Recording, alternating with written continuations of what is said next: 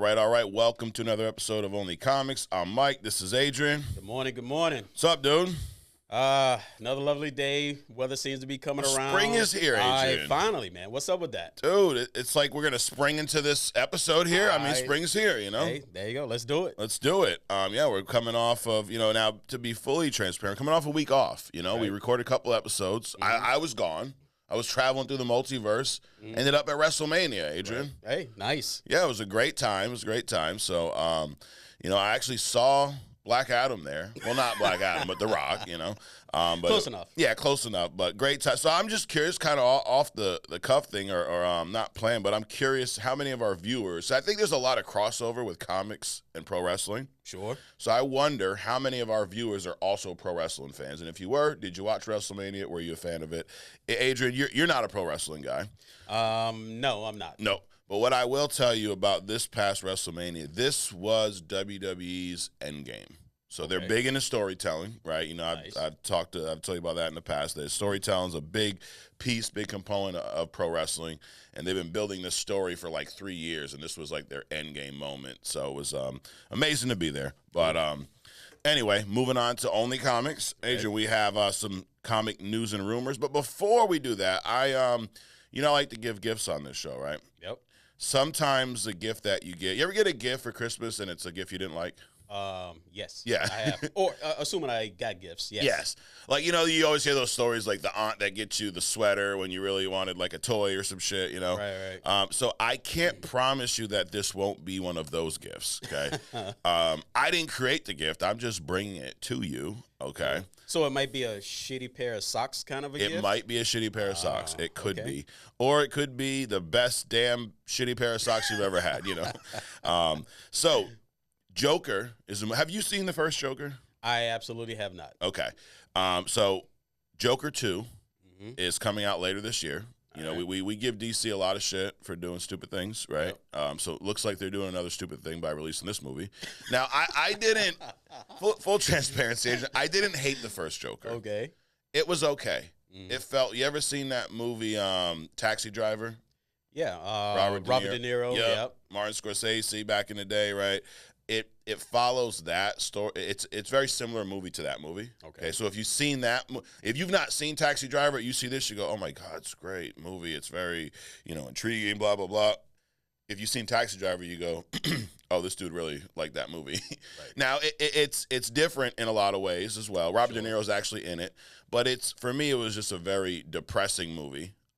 So it was one of those that you watch, you saw, you moved on. I wasn't really excited to go see it, watch it 3 more times, Like there's some movies, I'm sure we'd do that list one day. There's some movies you've seen a lot more than other movies, right? Right. Like I just watched The Matrix 1 again this weekend. Damn. How many times have you seen The Matrix? I saw that. I went to the movies back to back 3 times to watch that movie, like the same weekend. Yeah. It just blew my mind. Wow. Dude, imagine doing that for Eternals. No, not at all. Well, I would tell you this. You haven't seen Joker, but if you did, you would not do that. I can just tell you that. But what we're going to do right now. Take your word for it. Yeah, just take my word for it. But what we're going to do now, there's a teaser trailer that was released this past week for Joker. Now, this movie, Folie à Deux, I guess. Now, Deux. I guess that's pronounced do, maybe. Yeah. So I think that's a French term I read. It's a name to. It's a way to describe 2 people that have the same mental illness. So that's what they're going at. This is the Joker and Harley story. So, Adrian, are you ready?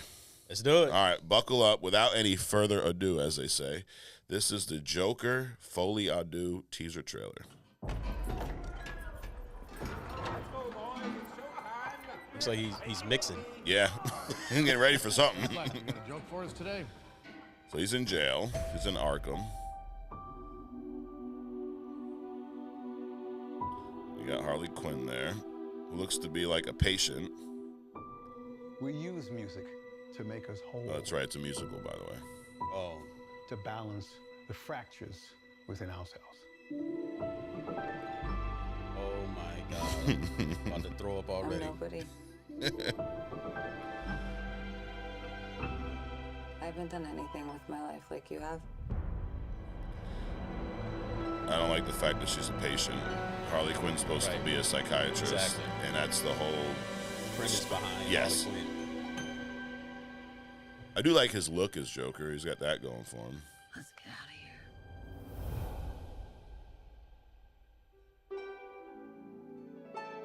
here. Oh boy.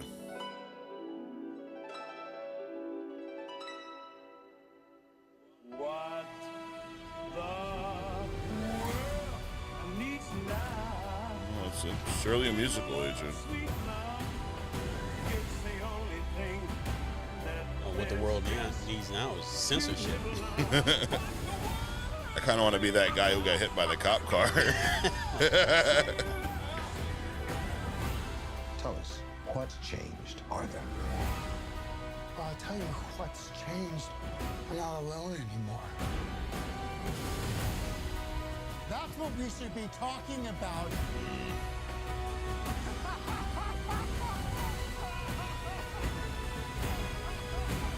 I don't like his laugh. It's not Jokerish. It's No. old man with cigarettes. I want to see the real you.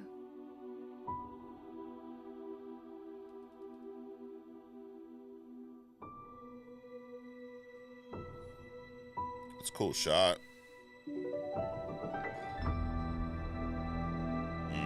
Wally D. Yeah, I'm gonna. Now we're not on thumbs up or thumbs down yet, Adrian, but Yeah. I'm gonna give that a thumbs down. Dude, I don't care at this point. I didn't watch the first one. Yeah. But I do have a prediction. Okay. My prediction is that Lady Gaga is going to be the Keith Ledger Okay. of the Batman movie and Yeah. outshine Joaquin Phoenix Okay. in this. That's my prediction. Yeah. I would not be shocked if your prediction came true. I mean, we are normally right all the time. Sure. Right? Normally right all the time. So yeah, I don't like the fact that she's a patient. I've always wanted to see this story on screen where we get to see Joker in Arkham, Harleen Quinzel as his doctor, Right. and see how he flipped her from the doctor to being his girl and help him break out. I'd love to see that story. On the big screen, because they've Yes. done that in animation. Which animation? It was like a not a CW, like a WB, Mm-hmm. like a movie, like Okay. an animated movie. Yeah. And they showed how she was a patient, Mm. and I mean, I don't dream of Batman, so I'm assuming I Yeah. saw this, right? She was his doctor, Okay. and at some point they showed it the whole process. Really? I mean, to an extent, Oh, not in detail, Got definitely it. not musical. Are you talking about the Killing Joke, maybe? Dude, I don't remember what the name Was it the same one where Joker shoots Barbara Gordon? No. No? Okay. Actually, no, she wasn't in there. What the hell am I talking about? I'm losing my mind now. I've been in the multiverse too long, Adrian. Went on a crazy trip. Dude, it's like you consume so much content, it just That's becomes exactly a blur what at it some is. point. Yeah. So, hey, but if you're because we are not experts, we've told you this before, right? So if you're watching, you're like, I know which one that is. Let us know, dude. Right. Be part of the show. Save us some research. Seriously. A couple of minutes. Just, if you know it off the top of your head, just, hey, it was this Yep. episode. It's- That way I don't have to go digging for it. You're damn right. So, and while you're at it, hit the subscribe button. If you're not subscribed yet, what the hell are you doing? Exactly. You know? But this is Only Comics. This is the only comic podcast for you, right? And Adrian, we discuss comics and only comics, right? And maybe something else every once in a while. Every once in a while. So, but right now we're going to discuss some comic news and rumors. Got So, you. are you ready? Ready to go? Let's go. Daredevil Born Again. This show is, I think they wrapped, right? This is a show that we're pretty excited about. Thumbs up. Yeah, thumbs up already. We're not there yet? But there was some news a few months ago where the news that a rumor that the actress who played Fisk's wife in the original Daredevil was not going to reprise her role in Born Again. So we shit all over that. That was horrible. But now some set photos have confirmed the opposite, Adrian. It didn't confirm the opposite. It confirmed that we're being watched, Mm-hmm. and they listen to us. Yep. And they value our opinion, so they take that, take our Absolutely. advice. That's what's happening. So Ayelet Zurer, I'm sure I'm butchering her name, but if you know how to pronounce her name, let us know too. Anyways. Right. But she played Vanessa Fisk, and she will return for Daredevil Born Again. So I'm excited for that. I thought she was great, dude, in the original Daredevil. Yeah. she's you and that's she's the perfect example of what I mean by somebody that can portray a character because it's in the eyes. Yes. She is psychotic, but behind her eyes, I mean, you can see it. It's like a pheromone. It's like a scent that you can see. So she nailed it, and I'm glad she's back. Yeah, me too. I thought she was like instrumental to his origin. Like that was one of the best aspects of that first Daredevil season was how well they managed Fisk's origin. Right. And I love that they're going back to that character. It's something that we've not heard a lot of news lately about this. I feel like the news has been heavy. Secret Wars, Deadpool Wolverine, which because comes out in a couple months. Right. But there's this whole other story with Fisk becoming mayor, right, and then more of a street level Civil War type of deal, which I can't wait to see. So I think it's kind of taking the back burner, to this Deadpool Wolverine, rightfully so. I mean, Deadpool Wolverine's gonna be a big movie. So I think even though Marvel, I mean, would you agree that MCU's been a little stagnant for a little bit right now?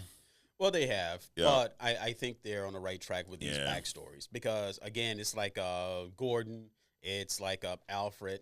We sometimes forget about the characters, the events, or even the places. Like Arkham is part of Batman. Right. Gotham is part of Batman, so on and so forth. So these people, these backstories is what makes these people. And I'm glad they're getting back to that to a degree. Mm-hmm.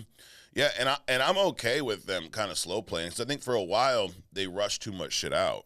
Right? Like, when they started dropping those series every few months, it was nice, but it was just way too much. Right. And I think the quality suffered. Like we had, shows like Secret Invasion, which I honestly think if they had more time to flesh out, it could have been a great show. Right. I mean, like I said in the past, like when my dentist, because she saw my Crocs, right? When my dentist says that there's too much comic stuff coming out, it's probably too much stuff coming out. That's what we should, for now on, let's just ask your dentist. There you go. Actually. Right? And we'll get the dentist on the show. Actually, the dentist retired. It was the dental assistant. So okay. Just to be clear. She knows best. Yes. So we'll have to ask her next time. But I agree with your dental assistant. But it was like every 2 days there was something else, Right. It's like leave so that we can miss you. I don't know about you, but I'm ready for an MCU movie. It's been some time. Sure. Absence make the heart more fonder, right? Absolutely. Or something like that? Something like that. Yeah, whatever he said. Next up, Adrian, your boy, RDJ. You know RDJ, Robert Downey Jr., right? Yep. See, we're on like a acronym basis, me and him, because his, bosses watch our show all the time. There you go. Now, one of the topics, or one of the big topics of discussion for Secret Wars is RDJ coming back, right? Come on. There's a group of fans that want him back. There's a group that don't. I've probably jumped ship, back and forth more times on this. Like, and I think, and I don't know if you're still here with me. Where I'm at now is, I do want him to come back. I don't want them to undo that version of Tony Stark's death. I'm okay if he comes back as a variant because I think another, seeing him on screen as Iron Man again would be great for everyone. Where are you at with that? I'm okay with a variant as long as it doesn't supersede the death. Yeah. Anything that erases his death would be disrespectful, I'll say. And it just sets everything up wrong. Yeah. It's like, okay, so let's bring T'Challa back, let's bring Steve Rogers back. First of all, they shouldn't have did any of that shit to begin with. Right. You don't kill off primary characters like that for any reason. And if you do, there's a way to bring them back, not turn them into Captain Falcon and all this other kind of mess that you do. So I'm good for a variant as long as it doesn't erase the snap. Yeah, and that's kind of where I'm at now. I mean, I think 6 months ago I was on the hey, don't bring him back at all. Sure. But to see him one more time is because of how great he was at this role. I mean, this role was literally made for him. Sure. So now they did ask him. They asked him. He had this. He won his first Oscar for Oppenheimer. Right. So I've not seen that yet. I have not either. I do want to watch that. But won his first Oscar. So congrats, RDJ. But he says that he'd happily return as Tony Stark. He said it's too integral a part of my DNA. He told Esquire in a new interview. The role chose me. And look, I always say never, ever bet against Kevin Feige. It's a losing bet. He's the house. He will always win. So I guess this is what he's kind of saying. If Kevin wants me back, I'm there. Right. And he trusts that he'd have him back in the right way. Which, now, Kevin did say he does not want to undo the death. So I got to imagine that Kevin can handle this. You know, we'll see.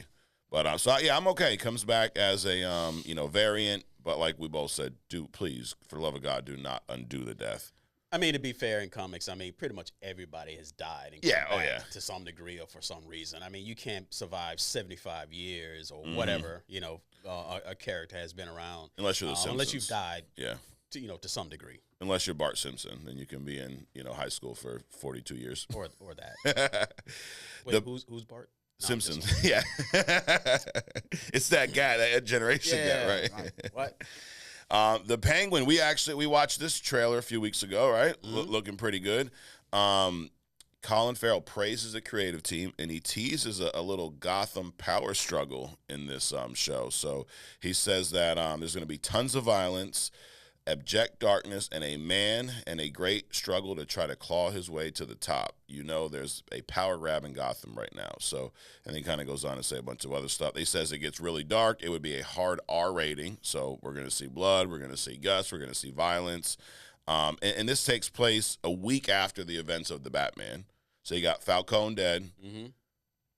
Penguin, Ozzy kind of moving into this boss type role. Yep. But Sophia Falcone shows up, and who in the comics has, been a big part of the crime family as well.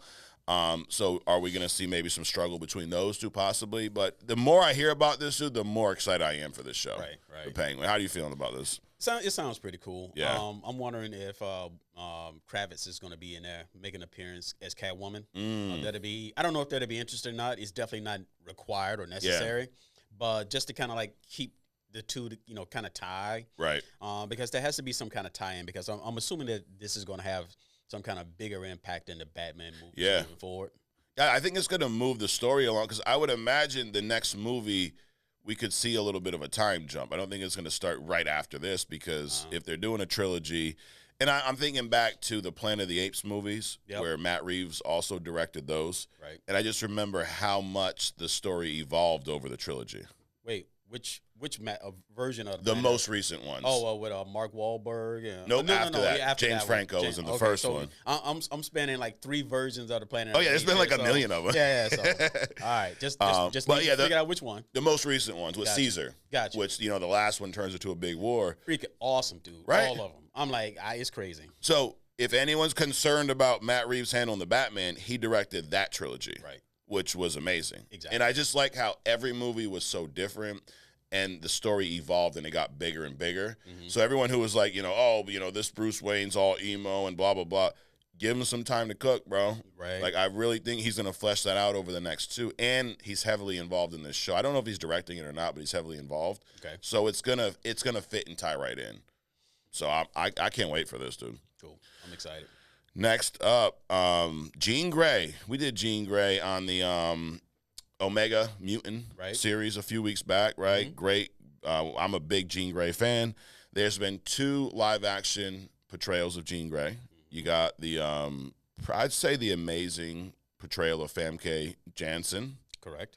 And then you got the travesty that we call Sophie Turner's portrayal. Now, I think Sophie Turner's a great actress, so I'm not shitting on her acting ability. Great is probably a strong word. Good actress. But it's like, even the best actor or actress in the world, if you're in the wrong role, you're in the wrong role, right? Absolutely. You know what I mean? You're not going to cast me as Wolverine, I'm 6'1", 260. Like, it's just not going to, and I'm bald, and it's just not going to work, So, anyways, Famke Janssen, she'd been rumored to show up in Deadpool and Wolverine, just like everybody else. Like, I think you're rumored to be in there too. I saw that somewhere. I think I play a tree stump or something. Yeah, okay. I think that's the miscast too, Adrian. Exactly, right? Not my spot. Yeah, no, definitely.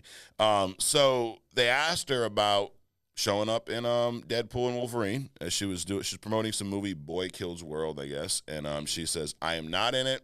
No, everyone keeps asking. So at some point I was like, wait, am I in Deadpool? And I just don't know it yet. But no, I am not. No, pretty much. Shuts it down. Now, here's the thing about this statement. This could be 100% true, or it could be bullshit. Right. Because, I mean, we said this before, they're not going to tell you they're in it unless that is approved to be told, right? Like, obviously, we knew Hugh Jackman was in it. Right. But there's cameos that we have no idea. And I always go back to the Spider-Man No Way Home. Andrew Garfield denied being in that movie up until it was released, and he was the first motherfucker to come through the portal, you know? Wow. So, now... Wait a minute, was it a hard deny? Oh, yeah, he's straight up Oh, wow, said. so they're like the cops. They can actually lie to you. Yes. Right? Yep. And still, get away with it. Yeah. Nice. There's a percentage of the fan base that thinks Andrew's a liar now, But I'm like, what do you want him to tell you, dude? Come on. Be elusive. Yeah. Maybe. Yep. Just don't just straight up lie. Right. Which, whatever. Yeah, who was it? Josh Brolin did that. He was like, I am, but I'm not. Maybe I am. I don't know. Like, exactly. Now I'm more confused. Do that. Exactly. I would accept that. That's more realistic. You cannot say that you're in a movie as opposed to, straight out denying that you are. Right. Now, so on this, Famke Janssen, number one, do you want her to show up? Number two, do you think she'll show up? Considering that it's Hugh Jackman in it, so that that Patrick Stewart, yep. X-Man, I'm sure. Yeah. Famke Janssen, definitely not Sophie Turner. No. By any stretch of the imagination. Got it. Either Famke Janssen, if Jean Grey shows up, it's either Famke Janssen or some other person playing Phoenix or Jean Grey. Oh, a new version. Yeah. I'm still old school. The old heads need to move out of the way at some point and allow the new actors and actresses to come up. Yeah. However, since Hugh Jackman is still in it, we're still talking, Patrick Stewart, X-Men. So sure, Famke Janssen. Yeah. Now, do you think she'll show up? No, I don't. Yeah, no. This one seems like a hard no. I don't think she's bullshit. Because also, I don't know that she's as popular as Andrew Garfield, so he kind of had a little more fun with it. I'm still struggling with that. Andrew Garfield being popular, I just don't see it. Oh, man. Only because he wasn't my favorite Spider-Man. Yeah. So whatever. Yeah, he's no Tobey. I mean, who am I? Well, I mean, you're Adrian, who's on fire. I mean, according to our viewer, son of Sekhmat, who's the one who said that, by the way. All right, next up, Peacemaker Season 2 is coming, so I guess they just started. James Gunn shared the first set photo. Peacemaker. I'm just like, dude, there's actually people out there that love this show, by the way. I could not get through the first season. I bet you love this show. Actually, I watched the whole season. Yeah. Did you like it? It was entertaining. It was ridiculously stupid. Yeah. But it was still engaging though. Okay. John Cena is trying to have this range of being funny, things like that. It was not Eternals. It was actually engaging. It was borderline. It wasn't as bad as Madam Web. Ooh, yeah. But it was kind of like right above that cuff. Okay. So I mean, I could watch season 2. I'll put it like that. Got it. It was annoyingly distracting. To put it distracting. Another wow. kind of way. Annoyingly distracting. Yeah, I'm a fan of John Cena's. Like I think he is funny in certain roles, but it was just, dude, it was too stupid for me. I felt like I was watching The Office. I've never watched The Office. Yeah, I don't. But this is one of those movies where it's like there is so much good that can be done with the millions of dollars that people flush down the toilet with shit like this. Yeah. But we make this instead. This and Honey Boo Boo or Baby Boo Boo or whatever that show was. Yep. Well, Adrian, every week we like to wrap up our news and rumor segment with a little thumbs up, thumbs down. So this is where I'll recap the news in one sentence, and we will both give it a thumbs up or thumbs down. Sure. And it's just really, again, how we're feeling today. We could change our stance on this tomorrow, right? Or by the end of the show. Exactly. But number one, let me find her name and try to pronounce it properly. Let's see. All right, number one, Ayelet Zurer, who played Vanessa Fisk in the original Daredevil show, will reprise her role in Daredevil Born Again. I'm giving that a thumbs up. Thumbs up. Robert Downey Jr., or as we call him, RDJ, he says that he would happily return as Tony Stark in Secret Wars. Thumbs up. Thumbs up.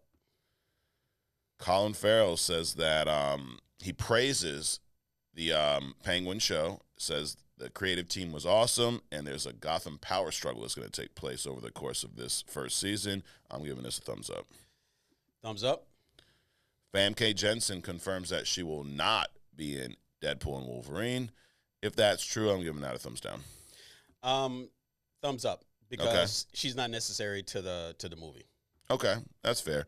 I just would like to see a little cameo because of what your point earlier of it being the Hugh Jackman Wolverine. I'd like to see her pop in at some way. You know? Well, you know that Nicolas Cage Superman cameo has messed the word cameo up for me. So you don't want to see I don't want to see cameos of people because I get that flashback of Nick Cage. What if Nicolas Cage shows up as Jean Grey?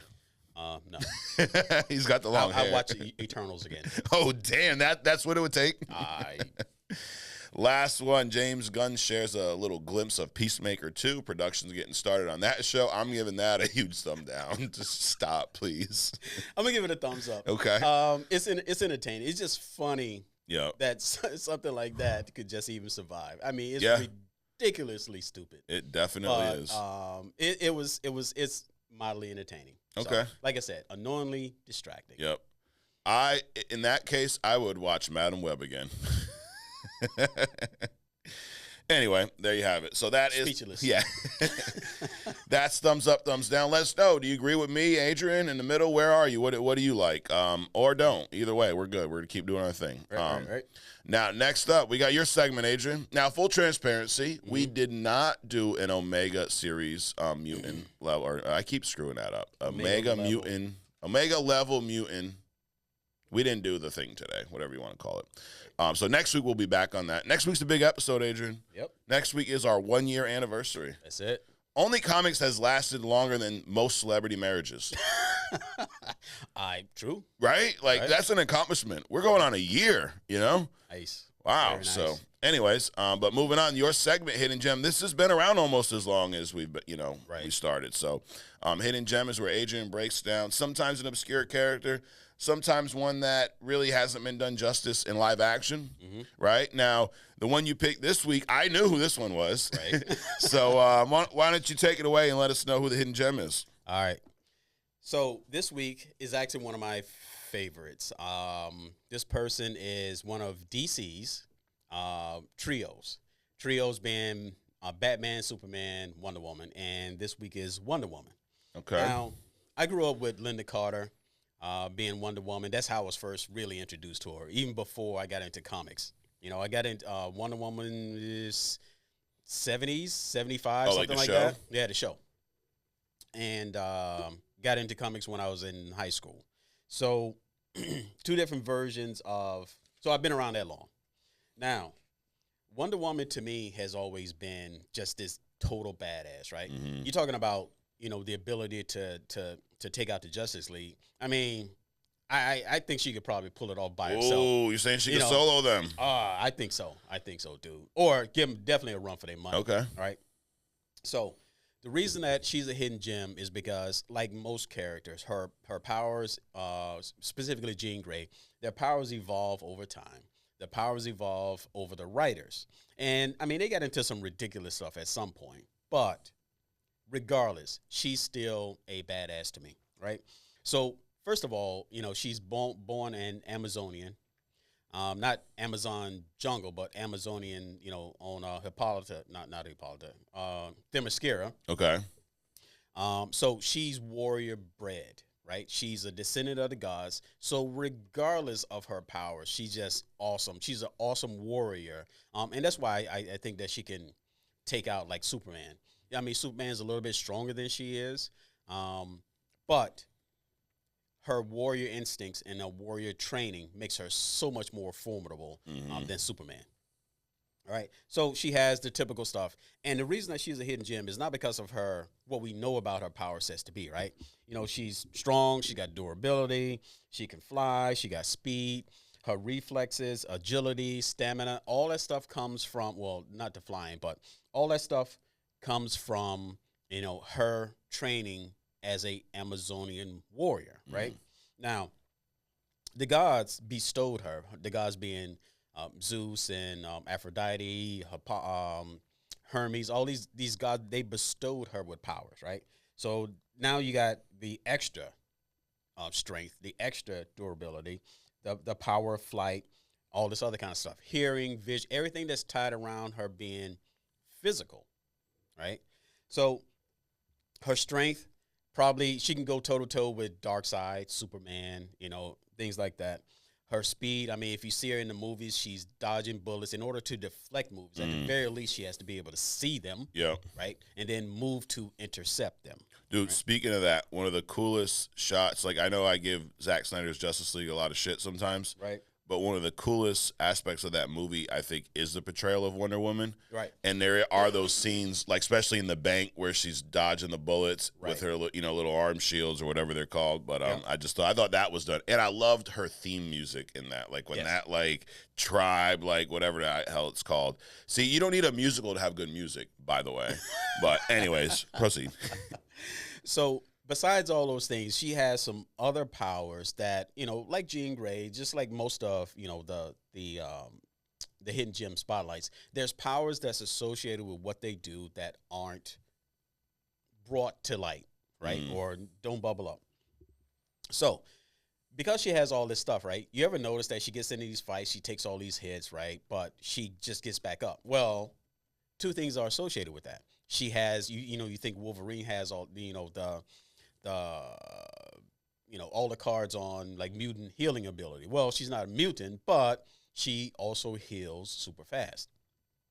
Also, her mind, she can convert, unlike Magneto, who can convert like electricity to magnetism and vice versa.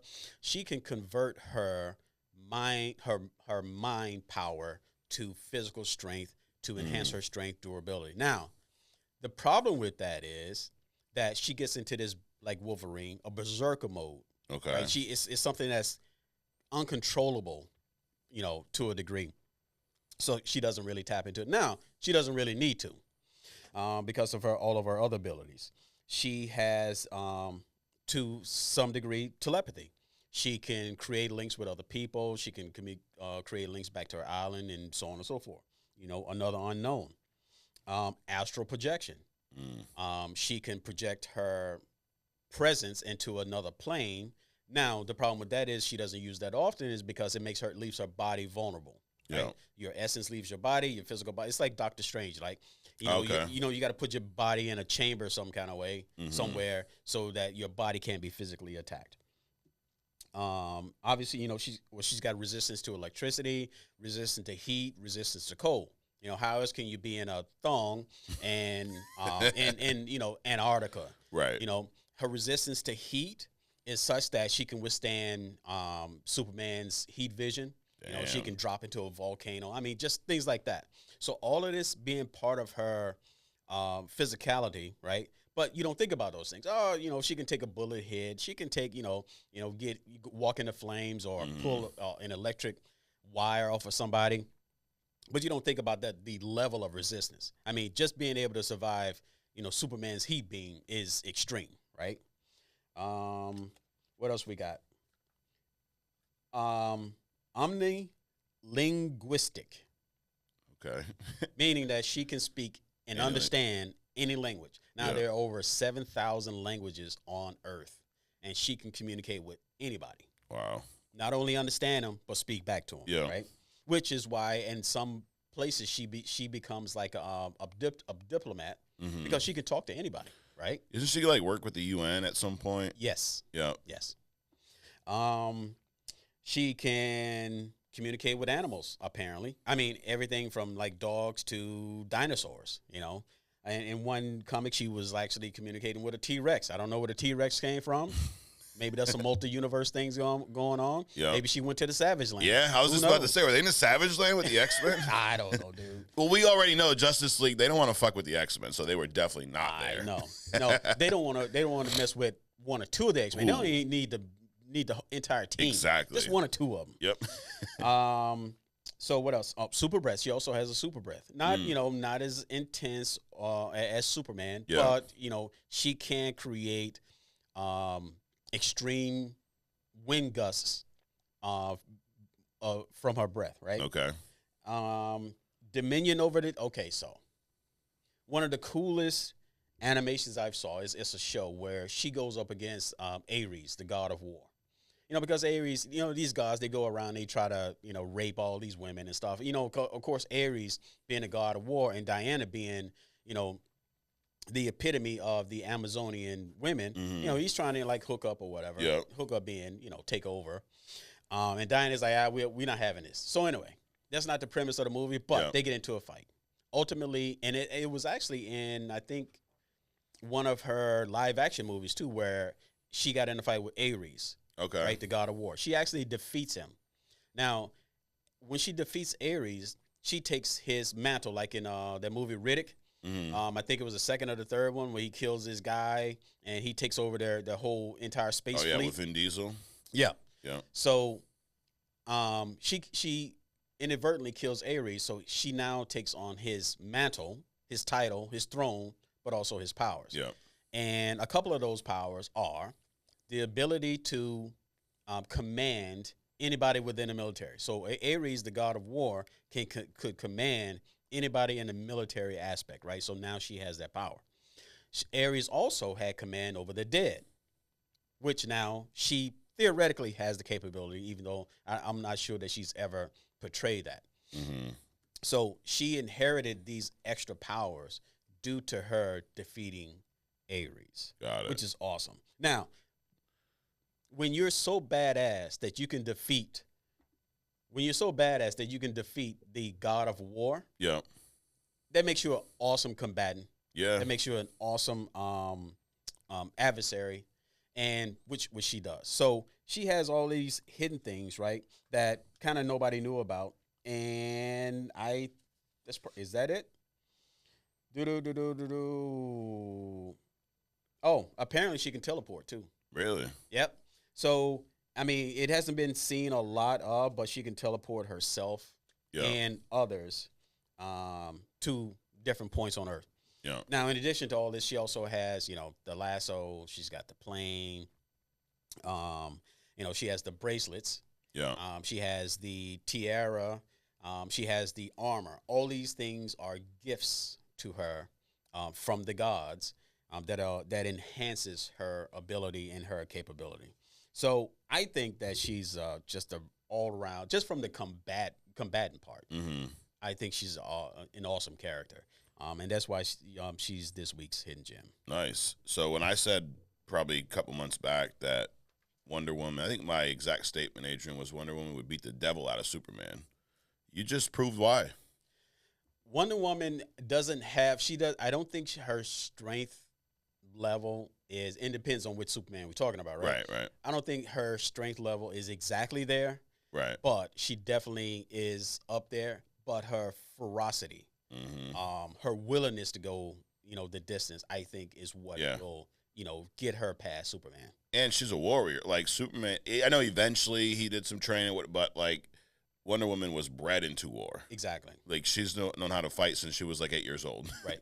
And also a lot of her power comes from magic, which is one of I think at some point weaknesses. Yeah, I think at some point they tried to make her like a Jean Grey because her power sets started to get ridiculous. Right, some of the things that were formerly assigned to her, right, were cosmic awareness, precognition, retrocognition, which I'm assuming is like after the fact, and things like that. So reality alteration. Come on. Yeah. I mean, you can only make somebody so powerful. Of course, they did that with Jean, but to attribute that or associate that with Wonder Woman makes it kind of ridiculous. So I'm glad they didn't put all of these things in her and just left her a warrior and gave her tools being power sets and toys being weapons, right, to enhance those kind of things. So that made sense. So all of that stuff, dude, just makes her just so awesome to me.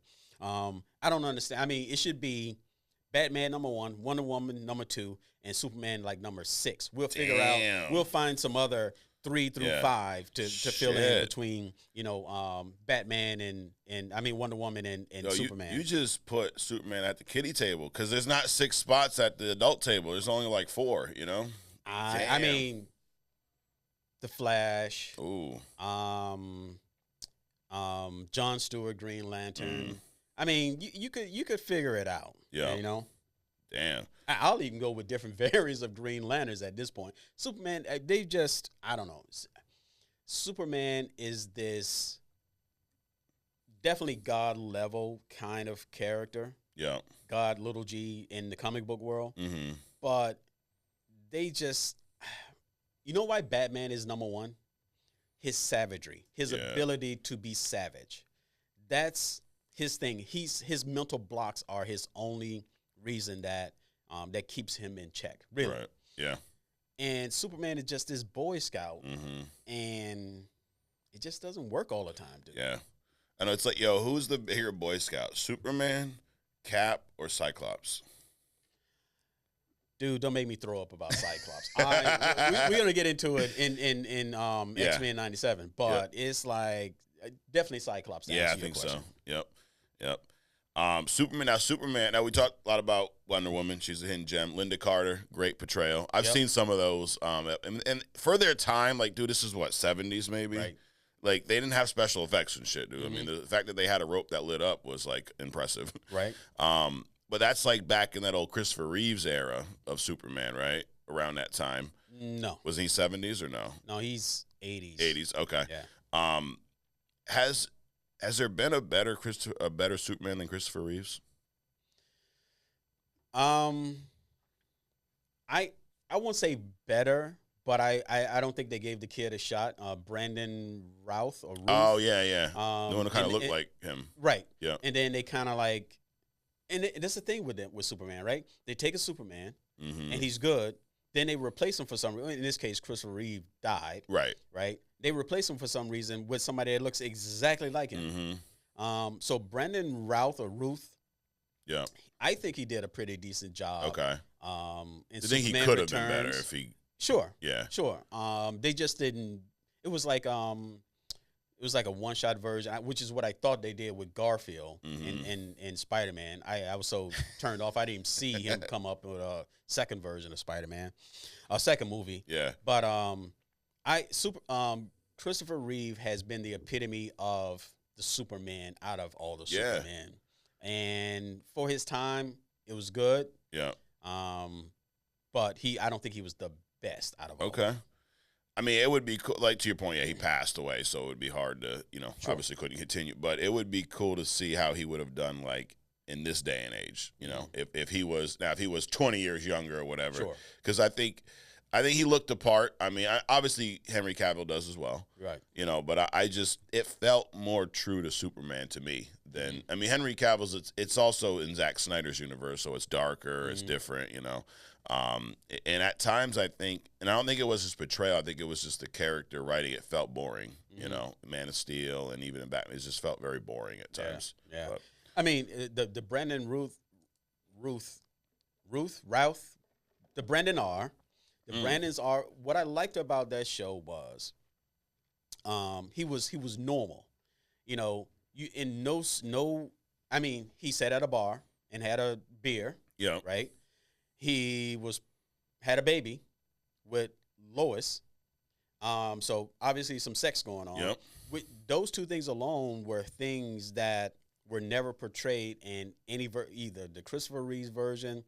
I mean, the Henry Cavill, he got into a tub with Lois and spilled water all over the place. But I mean, that didn't make a baby. Right. So even though the kid had asthma and all that other kind of stuff, but they made the Brandon R version more relatable. Yeah.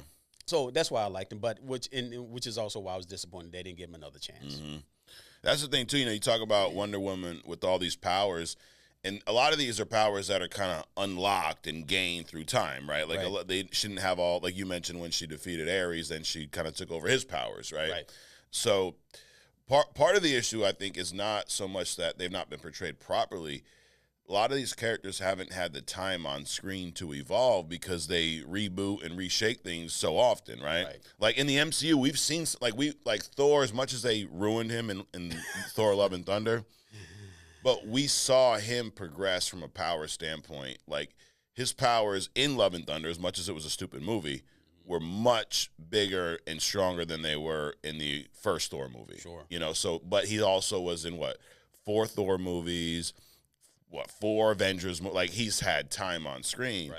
So having this, big story for a decade really benefited those characters. Absolutely. But we've not seen that with Superman or Wonder Woman or even Batman. We've only seen Batman at certain chapters in his life because they reboot this shit so damn often, or they screw something up and, oh shit, now let's move directions. So I think that's part of it too, but that's why in comics, I mean, dude, like you said before, you can write a comic story for 60 years and the guy's still the same age because it's an animation, Right. And then at the end of those 60 years, you got another 60 years because you're going from the previous 60 years. Right. So it's just so dynamic. Yeah. They could do so much stuff, and killing them off is not a good thing. Yeah, 9 times out. Now, if you're gonna end the story, like one of our fans a few weeks ago asked the question was if Endgame was the end of the MCU, would that have been a good ending? And I'd say yes. Sure. But if you're going to continue the story, now it kind of sucks because you killed off these characters, right? Like that would make, if you're going to end the MCU or reboot it at that point, do a whole new story, new characters, new versions, a different universe somewhere, then that would be cool. Shit, kill everyone. Who cares? Right. But another great hidden gem, Wonder Woman, when you describe her powers, maybe not her powers, but I just think the importance she brings to the team, Justice League reminds me of almost like a Thor level of character. So if these two were to go face-to-face, who would win? Who, Thor or Wonder Woman? Yep. Oh, I think Wonder Woman kicked the shit out of Thor. Really? Oh, yeah. Okay. Oh, yeah, because Thor is, he has a lot of arrogance. Yeah. A lot of power. Yeah. Now, remember, pretty much Wonder Woman, first of all, her powers are derived from being almost mystical. Yeah. So is Thor's. Yeah. He's the god of, as his father puts, you're the god of thunder and lightning, not the god of hammers. Not the god of hammers. But she can absorb electricity up to, we don't know what the top level is. True, yeah. Now, what comes with electricity? Heat, right? The sun level, she's immune to or highly invulnerable to heat. Yeah. Those are 2 of Thor's primary weapons. Now, the strength, Thor is, depending on which one you look at, 70 tons plus, 100 tons plus. So is Wonder Woman. Yeah. Right? Now, obviously, you can't keep Mjolnir away from Thor, which gives him flight, but Wonder Woman can also fly. Yeah. So, but then there's just her savagery. Now, Thor has grown up as a Norseman kind of, Norseman-esque, Viking-esque. So he's a warrior, but I don't think at the level that Wonder Woman had, as far as training is concerned. Right. They are specifically designed to identify and defeat threats. Yeah. And I just don't think Thor is at that level. Yeah. So I mean, if I'm wrong, no, I don't want to know if you guys think I'm wrong because I know I'm wrong. But we can debate about it. Right. Hey, prove me wrong. Yeah. So.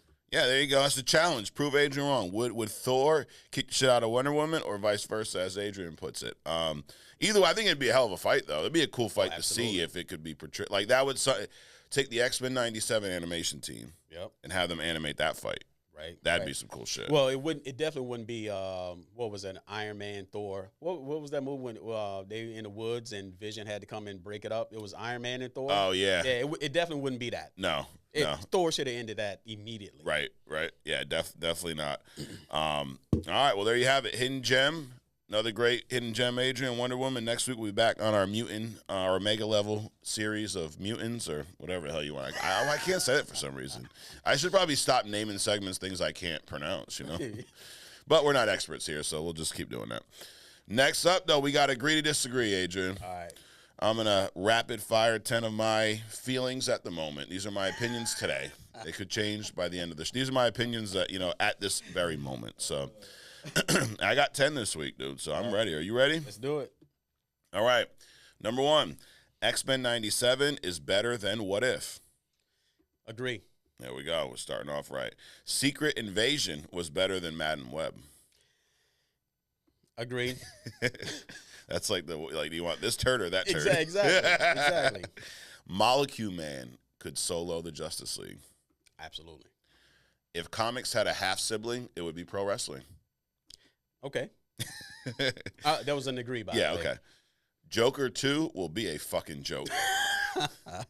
I'm not gonna watch it, so I don't know. Okay. But I will agree based on the fact that it's a musical. All right. Magneto will turn heel in X-Men 97. That means bad guy. Agree. All right.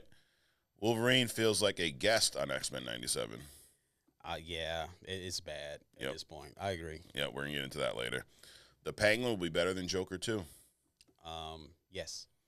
Famke Jensen's Jean Grey is leaps and bounds better than Sophie Turner's. Agree. Last but not least, Christopher Reeves is the best on-screen portrayal of Superman. In essence, yes. Okay.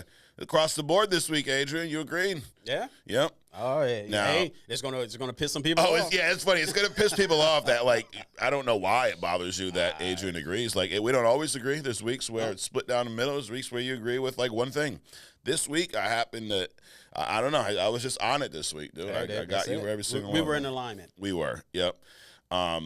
Now, the reason I say, so a couple of them. The reason I say if comics had a half sibling, it would be pro wrestling. I was thinking about this, especially, I'm like, why do I enjoy it so much? And the premise is very similar. You got heroes and villains. Right. And comics, the underarching story is good versus evil, regardless of what the comic is. Right? There's all these different ways to spin it. There's all these different characters. But at the end of the day, most stories start with good versus evil. Right. Pro wrestling's the same way. Good guys, bad guys. And they do have powers in a way. They got moves, and some moves are stronger than others. In comics, you have powers, and powers are some are more powerful than others. And there's different ways for them to defeat each other. There's teams. There's this whole. So I just, and as a kid, when you look at these pro wrestlers, they are almost like comic book characters that come to life. They're larger than life. Mm-hmm. They're huge. Like, I don't know if you've seen The Rock lately, but holy shit, dude. He looks like he ate the old Rock. Yeah, it's. I mean, I saw it in Black Adam. Yeah, like. Dude, he's even bigger now. Is he? Yeah. Oh, dude, wow. Like, it's just crazy. But I mean, they're like superhumans in a way, right? And they portray these characters, and I mean, especially now with some of the entrances and the music and the pyro, I'm like, it is very akin to comics, which is correlation. I never understood, as a kid, but seeing it now, so that's why I said that. So maybe you agree, maybe you don't. There's another thing too. I mean, there are, at least that I'm aware of, 3 pro wrestlers that have gone into making movies, specifically comics. You got The Rock, you got John Cena, and then you got this other guy that's coming out in Deadpool, right? Some guy, I can't think of the name of it. Okay. But they were, like, when they first started with the satellite photos and all the yellow in the vein and all that kind of stuff, they talked about some wrestler that was coming out in Deadpool. Also, Batista plays Drax. Yeah. Yep. So there's a lot of crossover. Yep. So in both ways. But yeah, so that's why I said that. And we're gonna get into X-Men 97 now, and I'll tell you, I guess, why I think Magneto is gonna turn heel. So in wrestling, heel's the bad guy. I already know. Yeah. So X-Men 97, we're talking 2 episodes because we skipped one last week. The first one, Motendo / Lifedeath Part 1. This was it was Jubilee's 18th birthday, I believe. Yep. And Magneto was like, he didn't want them to party, dude. He was kind of like a, as they used to say, party pooper, How'd you feel about this episode as a whole if you had to rate it from 1 to 10? Dumb. Distracting, unnecessary. Very fillerish. It's very fillerish. I'm disappointed that Roberto still with the one arm thing. Yeah, dude, you got the power of a sun, and you walk around with a freaking crowbar. Come on. Yep. I mean, the positive out of it, I would say, is that we get to see a little bit of Jubilee, which we don't get to see a lot of. Right. And they also portrayed her as an older Jubilee. So she even got to see what she is capable of. That was cool. And I think they neuter her powers a lot. Because basically she's like Dazzler, a freaking light show, right? Right. But they got to portray her powers a little bit, So that was cool. But outside of that, the whole game thing, it was just nonsensical to me. Yeah, I feel like it felt very fillerish. Like if I had to score this episode, I think every other episode I've given like an 8 or 9. Right. Now it's 2 parts because you got Motendo, which is the game part, Right. and you got the Life Death part, which is the Storm Forge, but it was a much smaller. Like I almost wish it was reversed. That the game part was the smaller part of the show, and the whole Storm Forge stuff was fleshed out a little more. Right. But I would say I'd have to give this episode like a 6.5. Yeah, I would go with like even a 5. Wow. It was so unnecessary, and Yeah. and I agree they should have flipped it, got more into. And I was wondering how they was gonna spin the Forge, invented the technology to take Storm's powers away. Yeah. So that was cool how that ended up happening. So that was cool. Yeah. Now now kind of jumping ahead. Well, we'll go through the game stuff a little bit. Yep. She wants to spend her birthday at the arcade. They're like, no, we're not doing that. They're just sitting on the couch, and all of a sudden they're in a video game.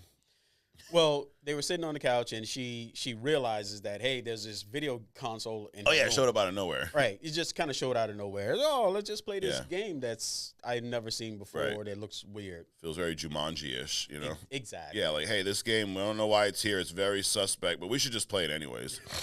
Right. And you end up inside the game. Of course, Mojo's in there. Right. But I think the highlight of that, now the visuals were cool, right? Sure. But I think the highlight for me was the Jubilee, the older version. Right. And I don't know if you knew this, but the older version of Jubilee was voiced by the original Jubilee voice actor. Okay. So that makes was sense. it was a cool way to bring her back, Right. which is what they could have done with,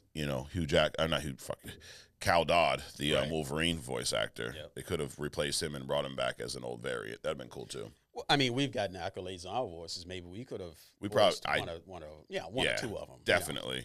You take Wolverine. I probably could have handled Jubilees, maybe. No. Ah, I think a little too deep. yeah, a little bit too much.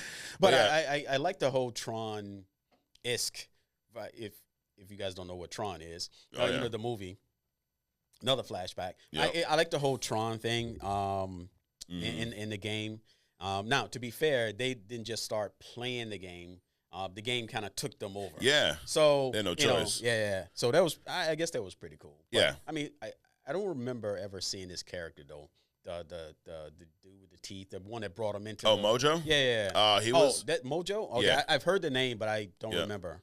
Well, at first, Mojo looks different because Mojo's usually huge, like he is later on in the show. But in the beginning, he's like skinny, and I think she even made a comment about, oh, you lose some weight or whatnot. Right. But yeah, Mojo was in the animated series on a few episodes. Okay. Similar. Like, there was one where Mojo brought, I think, some of the X-Men into like a TV show that was like a game show. So it kind of was similar to this episode, but I just think that maybe went on way too long, and it just felt like filler. Right. That it just had nothing, or not yet, didn't feel like it had anything to do with the past episodes, which who knows could tie in down the road, right? It's only episode 4. But I thought some of the visuals were really cool. Spiral showed up. Yep. Yeah, I don't know a ton about Spiral. Spiral was Me either. just kind of always like a sideline villain, I think, with X-Men. But it was cool to see her. And Spiral actually helped send them back to the real world. Jubilee kisses Roberto, so you get a little romance bloom in there, Adrian. Now that she's 18, Sure. So I mean, that it was what it was.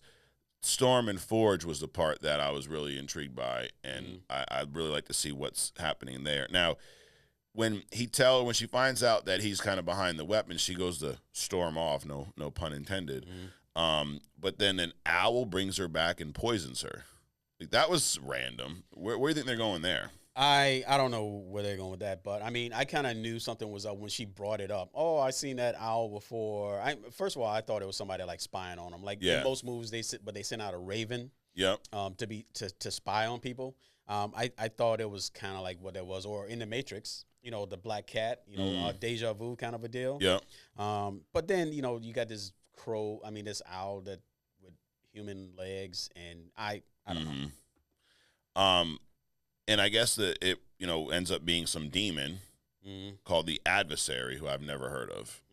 So, but I'm intrigued by that, where this is going to go. Sure. Storm. Obviously Storm's going to get her powers back. We're not going to just have her powerless. And, but so that's Life Death Part 2. So the next episode 6, is Life Death Part I'm sorry, that was Life Death Part 1. The next episode is Life Death Part 2, Episode 6. So I guess we're going to see more of that Forge Storm get wrapped up next week. So that was Episode 4. Now, Episode 5, I feel the complete opposite way about. I thought it was a great episode. I did. Remember it. But that whole, and I guess you have to get upset to get happy or vice versa. Yep. Because I found myself thinking, when is this going to end until the attack? So I was like really ready to shit on this thing until. Really? Yeah. Oh, why? Like, you mean when they were in Genosha? Yeah. Yeah. Just because what? Nothing. They was just too happy. Nothing was going on. You know, the whole romance thing. It just seemed to have leaned a lot on that, which I'm not accustomed to seeing. Yeah. Because your mind, at least in the comic, the pages, your mind just kind of flips past that or speeds past that. But it was just kind of. But it ends up being kind of crucial. Yeah. To the whole plot, which made it more. What happened at the end, you appreciated it more because of all these subplots. Right, right. I mean, yeah, there was so much going on in this episode. Yeah. Like, we got the backstory of Magneto and Rogue. Yep, right? Which is cool. That was cool. Yep. I just like the way this ties back into the animated series because there was an episode of the animated series that focuses on Rogue's origin with her mother, who ends up being Mystique or whatnot. Right. And this kind of, like, we didn't see Rogue and Magneto together in the animated series, but this kind of tied back to that when she was with her mother, and that's how she was introduced to Magneto. And I mean, he kind of like groomed her in a way, right? It's a little P. Diddy-ish of him, you know? Little uncle down the hall. For real. Kind of going on. Magneto's like Diddy the Diddler over here, you know? I mean, jeez. Well, actually, hey, he's innocent until proven guilty. You know? Right. That's the other stuff, you know? That's the comics and the other stuff. Right. But notice they made him look old in both versions. Yeah. Even back then, I mean, she's supposed to be, he's just young, always old. He's just old eyes. I don't get it. Which makes it creepier, right? Because she's this young girl, he's groomed. But we get to see the romance where it started, where, you know, his powers allowed him to not be affected by her powers. Right. Also, I think he helped her develop some of her powers as well. Helped mature and expose her powers. There you go. Yeah. Yep. So I thought that was cool. And then this whole Madeline Pryor, Jean Grey, Wolverine, Cyclops. Now, it was a love triangle. Now I guess it's a square, you know. Right. Right. But I thought, dude, I didn't see this coming. I thought, you know, last episode or episode before when Madeline bounced, I thought we wouldn't see her again for a while. No, I kind of figured it was going to be. Yeah. And basically, Cyclops was having Scott was having an affair telepathically with Madeline. Yeah. You know, even after she left. Yep. So she was sneaking. They was kind of sneaking behind. Now, you know, Jean got pissed at Scott about it. Right. But it takes two, right? Exactly. So they were, because Scott doesn't have telepathic powers. No. So Madeline was keeping a bridge with Scott, and they was just having this little thing. But you knew it was going to be kind of contentious. There's going to be some tension because this dude has had a baby with somebody, right? They've been in a relationship for a long time, and now, you know, this other person shows up. There's no relationship. You know, there's this whole gap of time where they have no kind of memories together and stuff. Of course, the guy is going to be still attached to baby mama, right? Yeah. I mean, especially because, I mean, this is like an immediate, abrupt kind of taking away of, you know, your child and the mother of your child. So yeah, I mean, Jean Grey needs to kind of get over it. She needs to chill a little bit, you know, because I mean, your memories are all screwed up. So here you are coming in, and like you said, there's a chunk where you don't remember, and we also don't know what point was it Jean Grey, what point was it the clone. Right. They still don't know that, or they've not told us, and Jean doesn't remember. So, Jean, you could have been gone for 10 years, you know? You coming back getting mad because he's attached to the mother of his child that y'all had to give up and send back to the future or whatever. Right. But yeah, it was, and then we see, and this, you know, I said this in Agree to Disagree. Dude, I need to see some Wolverine in this show. I need to see maybe a Wolverine-centered episode, but he needs to get some shine, dude. He's playing babysitter. Well, I mean, but you missed it, though. there was Wolverine all over the place. In the previous version, he's on walls and on pictures. Yeah. He was like a holographic statue in the game, right? Yep. And then in the second one, when Storm and what's his face going through his place, Forge going through his place, there was a picture of them in his lab, right? So he's all over. He's all sure. Just not in action. Yeah, he's all over like the dad that went to get milk and he never came back, but you still got pictures of him, sure. But I'm like, dude, he's just playing like freaking babysitter. He's bringing the X-Men are going out to fight. He's bringing Jean Grey to the hospital. Like, come on, right? I want to see Wolverine. I need to see some real Wolverine action in this. We're halfway through episode 5, and the only thing he did was cut off Sentinel's head like episodes ago. Right. With the help of Gambit. Yeah, with the help of Gambit. And then on top of that, him and Jean underwater, away from everybody. She makes the move, and then he rejects it. Come on, man. Yeah. I mean, you had prime opportunity, right? And you just like, what? And there's 2 Jeans now. Why can't Wolverine have one? You know? Exactly. But yeah, and I think that was Was that Madeline who's developing feelings for Wolverine, or was that Jean? That was Jean. That was Jean. Because Jean's at the mansion now. Madeline right. is the like becoming the ambassador for the mutants and stuff. So she's away, having this long distance, telepathic relationship with Scott. Yep. And we follow up. I love about this show is one of the same things I loved about the animated series is how they continue storylines. Like where the Genosha became part of the UN in like the first or second episode, and now we're getting to see, some of the fallout from that. Right. Now X-Men are going to check out Genosha, and this is cool too. There's an episode of the animated series where when Genosha is first introduced, and it's introduced as a vacation spot for mutants. They go there, and I think it's I don't remember if it's Gyrick or the other dude, Kelly. One of these human figures that were against the X-Men end up being there with Magneto, and they basically capture the X-Men. So Genosha was just a kind of a Trojan horse, right? Hey, come check out this place for mutants, just so they can get the mutants there and put them in captivity. So, of course, going back to Genosha, there's going to be some bullshit. But then this attack happens. Dude, what do you think of this attack? Dude, that was raw. Yeah. That was raw. I'm waiting to see the backstory on how the Sentinel, what do you call them, like Sentinel Prime or something? Something like that. I mean, he was like huge. the Sentinel that makes other Sentinels. Yep. I mean, I'm waiting to see the backstory on how he got there because, what's his face? Cage. Cable. Yep. Came through, and then he got pulled back into his own timeline. It was cool, mom and son bonding kind of a deal.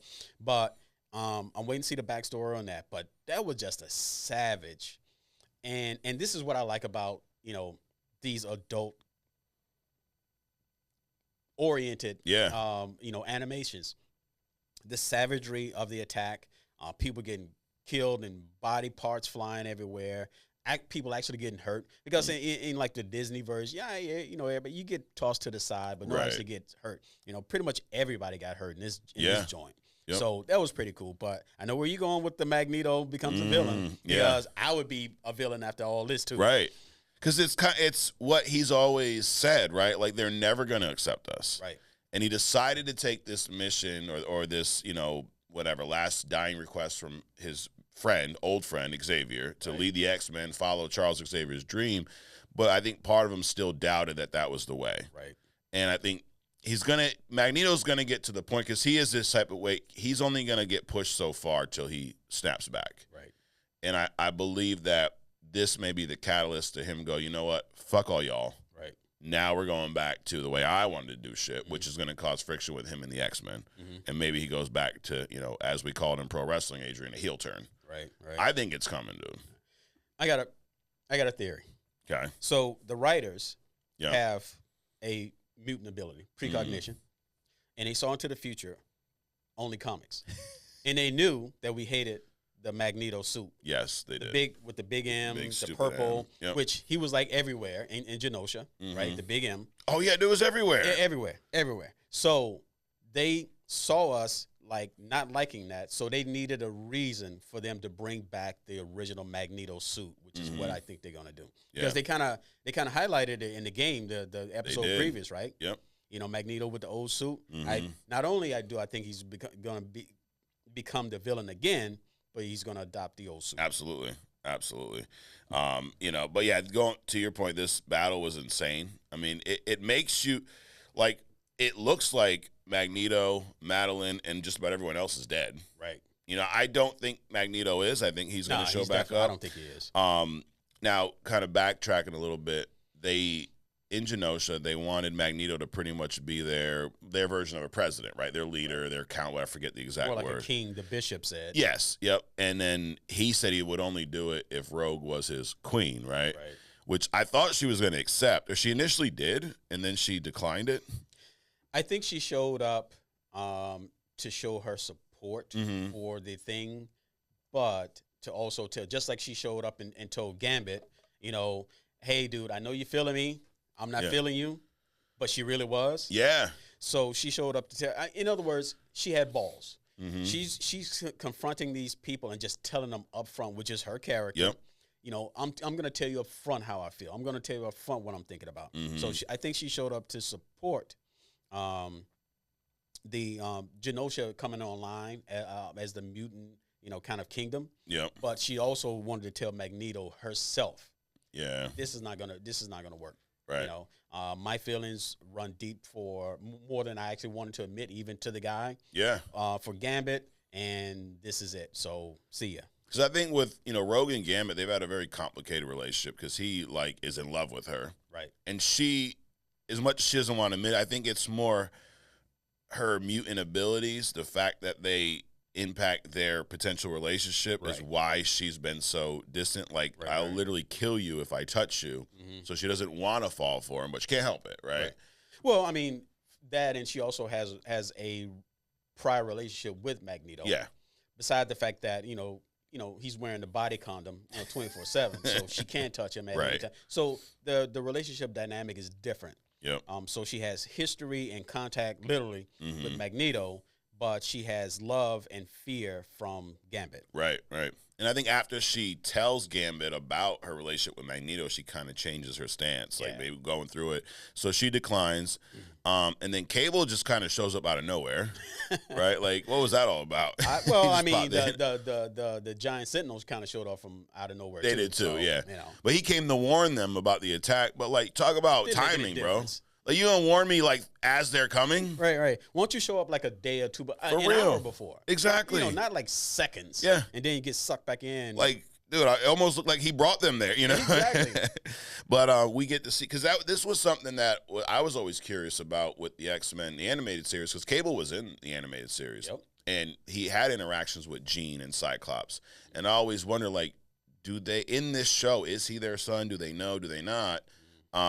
And now we confirm that, Madeline recognizes that is Nathan, which is a cool little moment.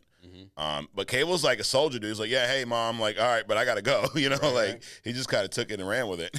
Well, was he, I got to go, or did he just get inadvertently sucked back into I think he got inadvertently sucked back. True. Not because he wanted to. Yeah. But because something was going, because that little cube on his arm or whatever started lighting up. Yeah. And I think there was a timer or something like that, and it just sucked him back in. Yeah.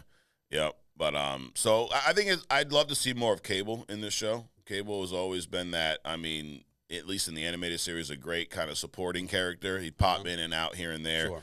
I don't think we've ever seen him in the show as a main X-Men member. Yeah. And in the comics, he's in the X-Force a lot in the comics, I believe. Him and Bishop. Yep. Yeah, those two, I love to see those two interact, because there was a lot of interaction with them in the original. But so Cable shows up, warns them, and the Wild Sentinel is what they call it. Wild Sentinel, the 3-head Sentinel thing, just comes in and starts wrecking shit, dude. Wow. Yeah, dude. I've never seen that Sentinel anywhere. Have you? I have not. But I was at the end. I was disappointed in Magneto though, because I don't have his powers. Yeah. But in those moments, I thought of 2 or 3 ways he could have easily just wrecked them.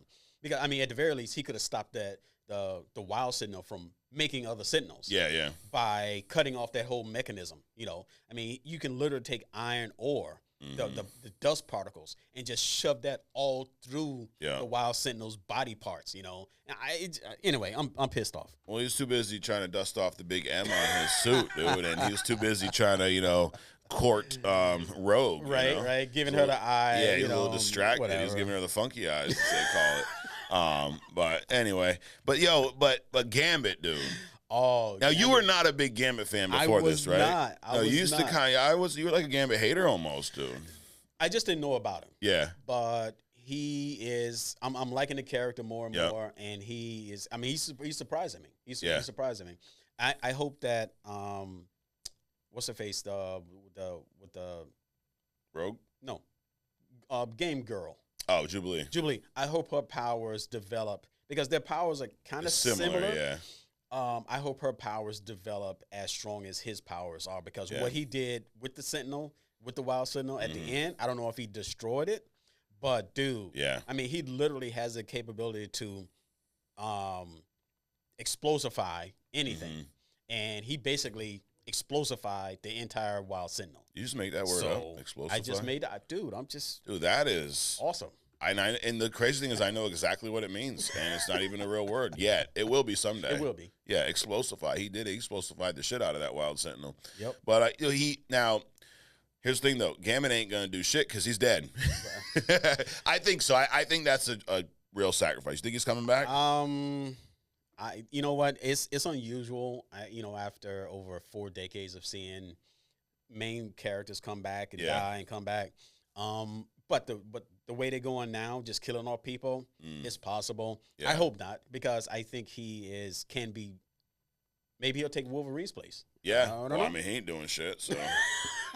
I think he's home getting. You ever seen Bad Santa, little boy that makes sandwiches? I think Wolverine's home making sandwiches for everyone. So when they get back, like he's now their caretaker. He's Alfred.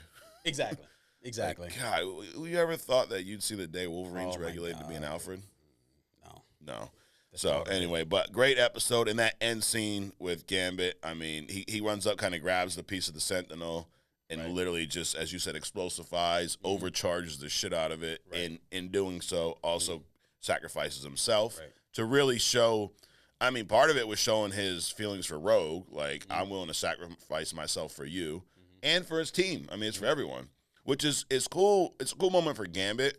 So I think sometimes Gambit is looked at as like a selfish kind of, I'm just looking out for myself kind of guy, always out trying to have fun, party, chasing girls, not really. He ain't the Boy Scout. Right. But in this moment, he rose to the occasion and did what he needed to do, and I think that was an awesome scene. Right. I think a cooler scene, not a cooler scene, but a scene that was as cool was when Rogue thought that Wild Sentinel had destroyed Magneto. She was pissed off. Oh yeah. So she takes flight at the Sentinel, and Gambit knows what's going to happen. It, So she's flying at this dude. He jumps on his bike, explosifies the bike, not for the Sentinel, but to knock her out of the way of the beam. That was cool. That was a cool scene. It was just a great scene because part of, at least me, I'm thinking, he's going to throw that shit at the Sentinel. Right. Because, it's a bike. But he knocks her out the way. You know what it kind of reminded me of in Endgame, when Hawkeye and Black Widow are going after the Soul Stone and they're fighting over who gets to sacrifice himself because they both do care deeply about each other. Right. It kind of reminded me of that in a way. Now, this is a little different because, they're more brother-sister relationship and Gambit's trying to get with Rogue. But it reminded me of that, like, you're not going to sacrifice yourself. I'm going to knock you out the way. But, yeah, I thought that was a great ending to this episode. Yeah, and that also kind of, like, woke me up to Gambit's abilities or capabilities, because think about this: Rogue probably has supersonic flight at the very least, but probably more on the line of I don't know if she can fly through space and all, but she has some of Carol Danvers' powers. Yes. So let's assume that she can fly thousands of miles an hour. Got to be able to. So she's pissed, and she's going at this Sentinel. Now Gambit sees what she's doing, understands what's about to happen. Gets on the bike. Now, I know they can do anything in the movies, but, he moves his bike, explosifies his bike, gets it in the air, and knocks her off of her path in the time before she actually gets to the Sentinel, and the Sentinel fires off. So this dude's moving pretty freaking fast, right? So much more respect for Gambit than I ever thought I would give him. Yeah. And I always liked the character, but not because of like how powerful. You like characters for different reasons, right? Like Superman's powerful as shit. Wolverine's a savage. Batman's just all around better than everyone, But Gambit, I always liked, his little Cajun style. Yeah. He was kind of he was always not the jokester, but he kind of just like he could be an ass if he wanted to, Sure. And I always liked him for his personality. His power set to me. I didn't understand how powerful he really was until this episode. Because you've always seen him, as you put it, electrify things. Yeah. But it's usually the cards or his little staff that he has. Right. I've never seen him do anything like he did to that Wild Sentinel. Right. But that shows how powerful this dude really was. But yeah, dude, I mean, I don't know about you, dude. I'm looking forward to this next episode. Yeah. Where was Morph Boy? Yeah, where was he? I don't know. Is he babysitting with Wolverine too? Possibly. Yeah, I'm always surprised at like why they picked, which X-Men to go. Well, they were just going to check out Genosha, so I guess they didn't anticipate there being. He was probably back at the mansion with Beast and Scott doing interviews. Oh, so Scott, right? Oh yes, we forgot about Scott. Dude, Scott, what a dick. He pulls a Kanye West up in that interview. Exactly. I'm like, come on, man, really? I mean, how low can you go? I mean, I understand he's got trauma. Yep. He's having his little telepathic affair with baby mama and all that kind of stuff. I understand that. But then you're supposed to be a leader. And literally during the interview, every question she's asking him, he's trying to steer her toward, I'm a leader. I'm the team leader. Yep. I'm doing this. I'm in charge. But you're not, dude. Right. You're a freaking child. Yep. You're a child with a complex. And the only thing that you do is jump on the floor and throw a tantrum about the fact that you're not in charge, And then when that doesn't work, you break down, calls everybody else lucky that you have saved them, and then storms out of the room. Come on, dude. So Morph Boy was probably, back at the mansion with him and Beast, doing those interviews. Mm-hmm. Dude, Cyclops is feeling a little Homelander-ish, dude. In that kind of whiny baby type of like I'm entitled. Yeah, entitlement, right? Now, what he's saying, though, I don't think is wrong. What he said about, like, the humans, like, yo, if it wasn't for us, y'all all would be dead. Like, but it's also one of those things, like, Xavier would be like, you don't say that. Exactly. Like. A leader wouldn't say that. Exactly. Because it's kind of like Xavier knows we are superior to these individuals, but they look at us differently, so we kind of just have to accept where they're going to let us fit in. Magneto's like, oh no, we are going to fit in with you, and like we're gonna do this thing at the same, and we are better than you. Right. Like he'll flat out say it, and I think Cyclops like leaned more into that here, which made him come across as a dick. Right. Because it's one thing to think it, but you say that on live TV, like, oh, all y'all would be dead if it wasn't for us. Basically, bow down to us. Right. I mean, Magneto, the supervillain, is over there, just brought a whole island online, right? To be accepted by the human population, and he's over there shitting on everything that he's basically doing, like, simultaneously. Yeah. I mean, it's crazy. Yeah, dude, it was it was something. But now, like, I'm not critiquing the right. Like, I like that Cyclops is this. It makes him more interesting. Because if he's just the Boy Scout, he's annoying. Right. Like, I like that he's a little fucked up in this show. I think it allows more depth. So, like, some fans, oh, you guys are crying. I'm not complaining about it. I like that Cyclops is not just going to be this perfect, because that's what happens sometimes with Superman. Right. He's just too damn perfect. Sure. Right. He does everything he should do. He saves everyone. He doesn't say anything wrong. He sits there, smiles with his perfect fucking teeth. It's like, it's kind of like what the issue with Captain America up until Winter Soldier for me. First Avengers movie, they were good movies, but he was just so damn perfect. And then you go through Civil War and all that, and you get to see a whole other side of him, which he's, grown, So I like this kind of dickish, annoying Cyclops. Okay. So anyways, but dude, great episode. What would you give this episode for a number? Dude, initially, I was thinking like 6.5. Yep. But by the end, I'll do like an 8.5 on this one. Yeah, I'm gonna go with 9. I think it was one of my favorite episodes so far. Yeah. But I agree. I was at first like, where are we going? And then with the whole music dancing scene, I was like, is this gonna be Joker 2? Like, is that what they're doing? Dude, that one dance scene is probably better than all the musical aspects of Joker 2. But it made sense, though. It tied in It did. because it wasn't just everybody thought it was going to be, rosy acceptance of Magneto's offer and all this other, but it was her way of telling him, I understand what you're doing.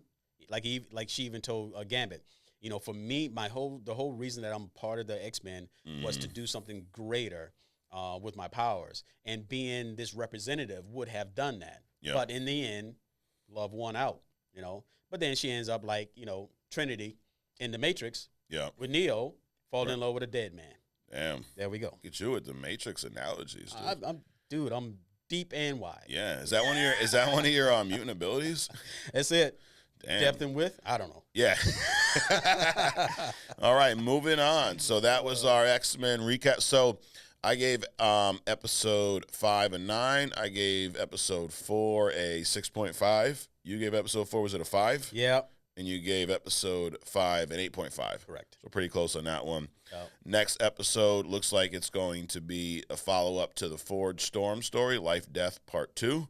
And then we got episode 6, Life Death Part 2. Following week, episode 7, Bright Eyes. And then episodes 9 or 8 through 10. So there's 3 episodes that are called Tolerance is Extinction, which is a statement Magneto made in the first episode. Right. Tolerance is basically, I guess, if you allow the humans or whatever to do what they're going to do, will lead to us becoming extinct, is what my interpretation. And I like the fact that it's this one story stretched across 3 episodes to end the show. I think we're going to be in store for a great ending. Yeah. Based off of what we've seen so far. So I agree. And the only thing I would say is, and I'm taking my own advice, be tolerant of the storyline, because there's a reason that it's happening, and it usually ends up exciting. Yeah. So basically, let's not prejudge it too much until we see the end. Exactly. Yeah. Yep. So anyways, well, great segue into We Respond. So we're going to wrap with our We Respond segment, Adrian. This is where we go through some comments that our friends, our fans, and some of our haters have left us online. Let's do it. And we just simply respond with whatever we're thinking at the time. So the reason why I say it's a good segment, the first one is my man Hades, a series of numbers. I don't know what they are. But he says, what a time to be an X-Men fan. Yeah. And I mean, I could not agree more, dude. Right. I mean, you've been an X-Men fan for what, almost as long as you've been in comic. When did you first get introduced to X-Men? 84. Okay. Yep, 84. I was negative 1 years old. I was 10th grade. Okay. Yep, I graduated 86, 84. Yep. Got it. X-Men 80. I mean, 80s and 90s were great comic stories with X-Men. Yeah.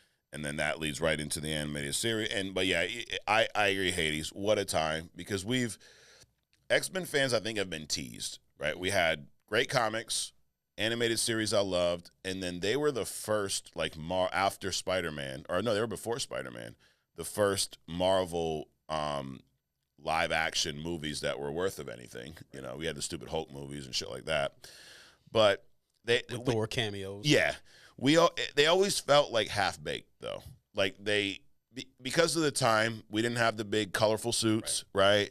They did adapt some X-Men stories pretty well on screen, but they were very, safe almost. Let's put them in black suits. Let's not make it too comic-y, right? Mm-hmm. But in that, we got Hugh Jackman's portrayal. We got Patrick Stewart, Then they had the whole new line of X-Men, the First Class. Those stories were pretty good, too. And then we got some really shitty movies, too. Right. But if you measured the two, obviously, I mean, maybe someone may disagree, but I think universally the universe would agree that the MCU is leaps and bounds better than the Fox universe. Sure. Sure. But you also got to understand, just like the X-Men were representative of minorities, I think when they first came out, they didn't know how people were going to accept on-screen versions of these comics. Absolutely. So they were definitely being safe. Right. Playing it safe. Yeah, not a bad thing. But I think now I agree with Hades about what a time to be. Not just the X-Men 97, the fact that MCU, they're going to pull the X-Men into the MCU. Mm-hmm. And another, I didn't have this in agree to this or the news and rumors, but another rumor recently is that the next movie after Secret Wars is going to be an MCU X-Men movie. Okay. So we've seen with the MCU, they've taken comic accurate suits, put them on screen. I mean, we've seen Spider-Man, Cap, all these. They look like they do in the comics, so it works. Right. We're going to see this with Wolverine for the first time in Deadpool and Wolverine. But I do think the next time we see X-Men on screen, I think we're going to be in for a treat. I think it will really, as long as they match the tone of the MCU and do what they've done there, I think it's in the right hands. So not just because of 97, because of X-Men coming into the MCU, I agree with my man Hades here. Well, hold on. So because I don't necessarily agree that they should match the tone of the MCU because look at Spider-Man Across the Universe. They did nothing like anybody did with previous Spider-Man. And this thing is like, you got an animated movie winning awards. Yeah. And matter of fact, it canonized animated movies as a movie. Right. There's really no separation of regular movies versus comic book movies or animated movies. True. It just took it up to another bar. So I hope they don't stay at the MCU level as long as they notch it up. Okay. I'm down with them notching it up, dude. So anyways, good comment, my man Hades. We got God Mode. God Mode's been on here before. God Mode 2077. Okay. So he's got 2. So one of them. Now next week, I forgot about this week, Adrian. We had a request to list the worst comic book movies of all time. Yes. So next week on our 1-year anniversary, we're both going to give our bottom 3. Okay. The 3 worst comic movies of all time. I mean, without going through the list, Madam Web is really in the run. It's in the runnings, dude. I'm going to have to, look at, because there are some bad ones. But anyways, God Mode lists his worst 3. Spider-Man 3. Fantastic Four reboot. That's the one with Michael B. Jordan as and you're going to love his 3rd one. Or actually, it's his 2nd, but I saved it last for you. Eternals. Dude, I can get to like 3 or 4 movies before I even get to Madam Web. Damn. Seriously. I mean, but definitely Fantastic Four reboot. Yeah. And Eternals. I'm not even sure they would hit the bottom 3. Damn. It's some shitty stuff coming out, dude. But I mean, I don't throw a flag on anything. Now, Spider-Man 3, I think that's unfair. I thought now that movie was very uneven, but maybe because it was Tobey Maguire and was continuance of that story, I probably have a little more grace for that movie. But good answer. Now, reason I brought up God Mode, his next question, this is intriguing. Top 3 Batman villains versus Spider-Man's top 3 villains. Who you got winning? So he says he would put Joker, Bane, Mr. Freeze as his top Batman villains versus Green Goblin, Venom, and Doc Ock, and he's got Spider-Man villains winning. So we'll break this down real quick.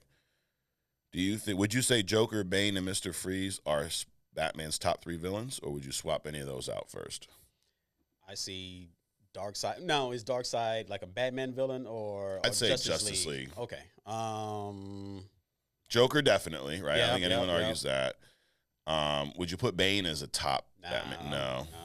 Ra's al Ghul? Ra's al definitely. So we got Joker, Ra's al Ghul. Yep. Who'd you say third? Two-Face, Catwoman's back and forth. I mean, I could go with, again, the Mole Man is kind of like Justice League. Yeah. I would go with Mr. Freeze. Okay. So Mr. Freeze, Ra's al Ghul, Joker. Yeah, I would put Ra's al Ghul top. Yeah. Now, Spider-Man, top 3 villains. He says Green Goblin, Venom, Doc Ock. You argue that? Nah. That's just pretty solid. Yeah. So we got Joker, we got Ra's, we got Mr. Freeze. They're fighting Green Goblin, Venom, Doc Ock. Who you got winning? I think Ra's could like take out all the Spider-Mans. Yeah. Alone. I do too. Ra's is nasty, dude. Ra's is a beast. So, yeah, so God Mode, good question. I mean, I don't dispute. Well, we do dispute. We think that Batman's villains would beat Spider-Man. So we're going to agree to disagree on this, but thanks for the comment, God Mode. Next up, so we had asked, people a few weeks back, like, what comic movies made you cry or sweat out the eye, right? Tommy Odinson says, On Your Left, when Tony Stark met, this is a couple different ones. On Your Left, that was when the portals opened up in Endgame. And your boy Falcon was like, on your left, and he comes back. Yep. Right? That was a pretty emotional moment. When Tony Stark met Howard in the past, remember he went back in time? That was, I think I had a little emotion. I wasn't eye-sweating there, but I could see how some people get into that. Assuming you knew your father, I mean, yeah, exactly. You had a relationship, you could feel some kind of way about it, but for those that don't. Yeah, it's a whole nother story. Guardians 3 was a tearjerker. And then I guess as a whole, and he said when Thor meets his mom again, remember in Endgame he goes back. Nah. Now Jake James Lugo says X-Men 97 is awesome. Jake, you are correct. Correct. Let's see, we got Oh, go ahead. I felt a little eye sweat at Which the end one? of this last episode of X-Men 97 with Rogue and Gambit. Okay. You know. Yeah. So animated can do it for you too. It got hot around the eyes a little bit. Okay. Yeah, I feel that. I mean, speaking of animated movies, like you were just mentioning how they're equal to comic movies. Yep. In the Spider-Verse movies, there were some moments where, especially the end, he's not home, like the way that ended. There's some emotional moments in that movie too. Not eye sweat moments, but definitely some emotional But moments. remember, the one of the actors says that there will be in the third, so remains to be seen. Okay. Hungry Hippo says, waiting for a classic Wolverine episode in 97.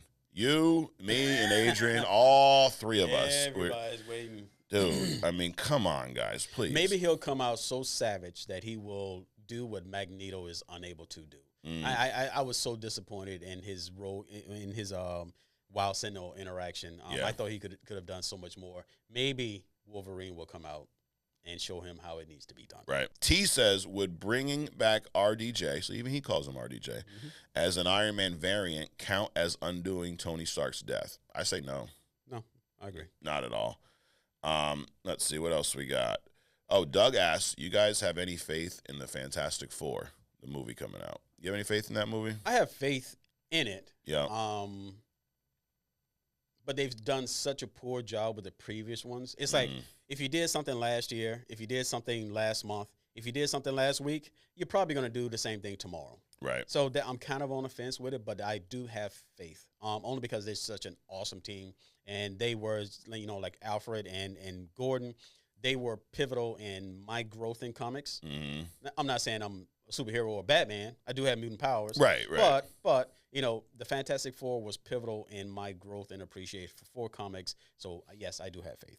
Yeah, I do have faith. I think that the versions we saw in the past they were not in the MCU. Kevin Feige was not running that like he did the Avengers. I think, given the right attention, especially now the fact that they've kind of slowed down production, I think that gives them enough time to really flesh out that story. And there, kind of to your point, there's so many good Fantastic Four stories in the comics that it shouldn't be hard to bring some of those on screen and tell those stories because they've not been told yet. Right. I mean, we've had two different depictions that were really bad, so it's not like they've used the material.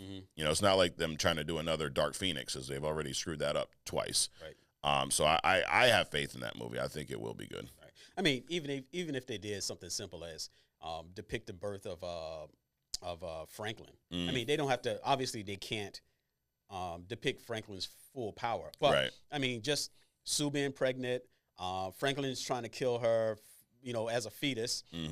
Reed and team having to go to the negative zone to get this cosmic rod to bring it back to keep Franklin from killing, his wife and himself. I mean, just something like that could be so grounded and so surreal and so impactful. Yeah. I mean, that's just one story, dude. Right. So I'm all for it. Can't wait. Give us a shot network. I have no idea what that name means. Says, y'all hate Snyder. It's cool. Just admit it. I don't hate Snyder at all. Do you hate Snyder? No. I don't hate Snyder. I don't hate the Justice League. Nope. Or DC. Not it's at just that, kind of in a lull or you know something shitty, then point it out. And my thing with the Snyder cut is not, I don't hate it. I think it's overrated by a lot of these diehard fans online. Like, it wasn't bad. It was a fun movie. Sure. It's a little long. They could have cut out some of the. Now, some of the slow-mo is really cool, but when the whole movie's in slow-mo, almost like, should I watch this on like 1.5 speed just to get through it? But I don't think it was bad. I just think I also don't think it needs to be continued though. I'm more interested in this James Gunn reboot than I would have been if they continued the Snyderverse. So don't hate it at all. You don't hate it. You don't hate Snyder. No, not at all. Fred Sanford says, "How do you?" I hate his garage though. Yeah, stop throwing stuff in there. Fred Sanford 410 says, "How do you recast an animation?" Because I said they should recast Wolverine's voice. Like, I know he's trying to be coy, but dude, you just find a new actor. Right. Like I get, we recast it. It's a voice actor. You get a new one. Replace, whatever the hell you want it. But they should have done that with Wolverine. Right. Next up, we got, let's see. Wait, Hungry Hippo. Icy Hot says, don't really like Rogue's voice this time around. I like Rogue's voice in 97. How do you feel about Rogue's voice? It could be a bit peakish. Mm-hmm. And I think the peakishness overshadows the Cajun. Okay. So I could kind of agree, but I mean, it wasn't distracting. No. Unlike Wolverine's in the commercial. Right. This one, we're going with this one because it's funny. We did a video a few weeks back about Cassandra Nova. Yep. Captain. Xavier's sister, right? Chef Dawney says, I wanted to be Patrick Stewart in a wig. Right. Now, it's funny, but obviously Nova's bald as well. But right. So, hey, you know what, Chef Dawney, as Yoda would say, he made it funny. You know, actually not Yoda, Splinter. I don't know, mixing up too much. Splinter said that, but that's long back. Splinter from the Turtles? From the old Turtles from the 90s. Right. See, I got some shit too, Adrian. Yeah, I feel it. I feel it. But, dude, hey, great comments, everyone. You know, we appreciate all the feedback. Scott Kreck says first on the video. I know that was still a thing when people went, I'm first. So we appreciate you being first, Scott. First comment on the video. So, but we honestly have a lot of fun with it. Even those of you that we call idiots, it's all fun. Keep commenting. It's, you know, sure. It's a good back and forth. And we like to be, because a lot of times we get some inspiration from these comments. Sure. I mean, we had a little question about Spider-Man versus Batman villains, you know, by my man God Mode 27-7 there. Right. So we appreciate the interaction. My goal, Adrian, for our second year is to be more interactive with our fans. Sure, you know? Sure. So we wouldn't be here without them, right? Well, we probably still would be. Except Bible Boy. Yeah, the burning the book. Yeah, I think. Whatever. Yeah, burn books, not flags. Like, come on, dude. And I know, actually, last time Chris was here, he said something stupid too. So we may have to bring Chris back next week just to answer burning books, not flags. Or just ignore him. That too. Yeah, you know what? You're right. You know what? You're gonna pull an Xavier. You're gonna put a mental block in my head, and I don't remember the guy's name anymore. Matter of fact, he'll be deleted from the podcast version of the show now. There you have it. We respond. Another fun episode, Adrian. Next week is our 1-year anniversary big show. Nice. I don't know what we have in store for you yet, but we're going to have something in store. We may flash back to some of our past shows and maybe recap some of those. We may have an entirely new segment. We may have a guest. Who knows? Yeah, who knows? The only way you're going to find out is by tuning in next week. There you go. So if you've not already, hit the subscribe button, hit the like button, share this with somebody who you know needs it because, you know, we are a gift, right? Yes. We bring happiness to the world. You agree? Hey, you agree with that one? We bring happiness to the comic podcast world. There you go. I mean, how could you not be in a better mood after watching this? I'm in a better mood. You are, right? Therefore, you should be. Yes. When we come here to record, dude, by the time we start to the time we get done, are you not in a better mood? Absolutely. Yeah. So we're improving lives. Day in or week in and week out. But all jokes aside, we appreciate y'all checking in. We'll be reviewing the X-Men episode 6 next week. We will bring you our bottom 3 comic book movies. That will be fun. And who knows what else we'll have. It'll be a great week. And also, dude, nice shirt, by the way. Thank you. Thank you. Did you happen to get that on onlycomicsmerch.com? I did. Wow. Look at that. So you're saying anyone right now watching could go to onlycomicsmerch.com and get that same shirt? That's what I'm saying. Will they then be on fire like you are, or? No. No. But That's they extra. will be close. Close, okay. And believe it or not, Adrian, you could also get this shirt on onlycomicsmerch.com. Nice. And this black on black hat. So there you have it. Support the show. Hit like, hit subscribe. Go check out some merch. And you know where to find us next week. Adrian, thanks for coming out. As always. And we'll see you next week right here on Only Comics.